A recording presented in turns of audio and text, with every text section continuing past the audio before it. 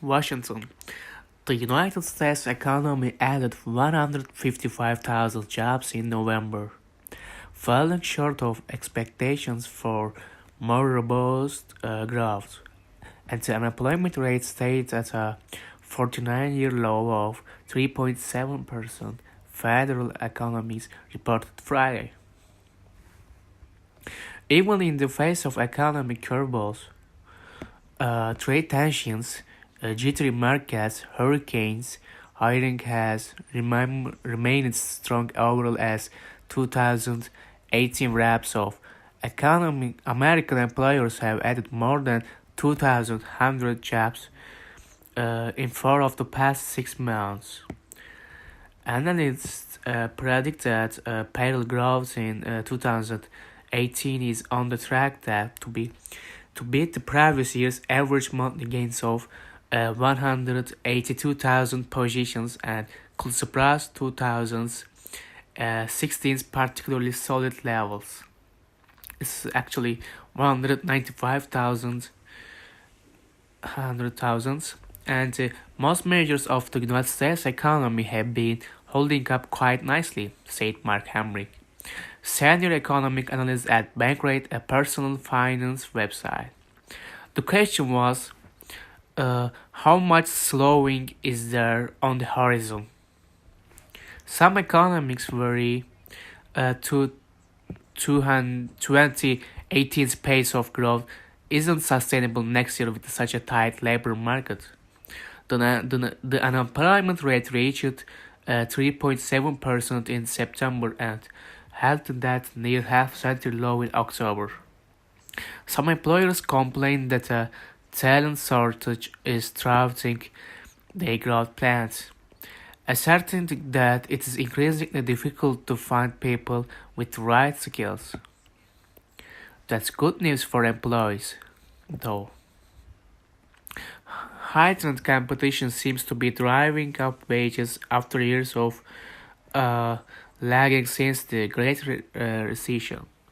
The Labor Department's October jobs reported the typical workers' earnings had grown by 3.1% in the past year, the biggest jump since 2009. It's huge. Wage growth stuck to that level in November. Healthcare, construction, transportation, and warehousing have led to recent hiring share, spare, and manufacturing has seen unusually high levels of growth, with an increase of 296,000 jobs over the past year. Production jobs in durable goods, washing machine, refrigerators, microwaves, air conditioners has filled much of that upswing according to the Bureau of Labor Statistics (BLS), suggesting people have more money to spend on big ticket items. Still, some economics caution that not every worker is reaping the benefits. Labor leaders say wage growth among service workers is lacking. Some blame declining union membership and the rise of some contracts, which has cramped by an access to paid time off and health insurance. Service workers don't have the leverage to take advantage of uh, tight labor markets, said AFL-CIO chief economist Bill Cypriex. Employment in the private sector looked healthy in November. Paris Procedure ADP reported Thursday, with employers recording 179,000 new positions. October's ADP count was revised down to 225,000 from 227,000. The economy added 250,000 new positions in October, per the BLS figures, largely making up for jobs lost during Hurricane Florence's brutal September run through the Carolinas. President Donald Trump celebrated the recovery, telling reports last month that was shocking for a number of people, and that was a tremendous number by any standard.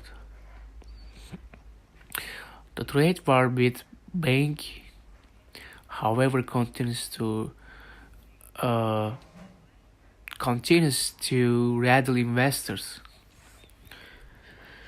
Though Trump and Chinese President Xi Jinping appeared to reach a temporary truce during their dinner in Argentina this past weekend, Trump agreed to hold off on a tariff increase scheduled to take effect 1st January.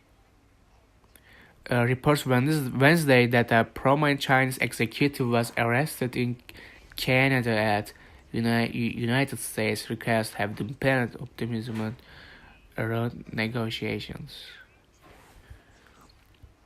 Trade tensions are starting to eat at business confidence, said Lindsay Pigza, chief economist at the financial service company Stifel. We have seen a pullback in terms of investment. Businesses are starting to question whether they do want to take on that additional hire. Meanwhile, Trump's tariffs have not shrunk the United States trade deficit. That gap hit $55.5 billion in October, a 10-year high.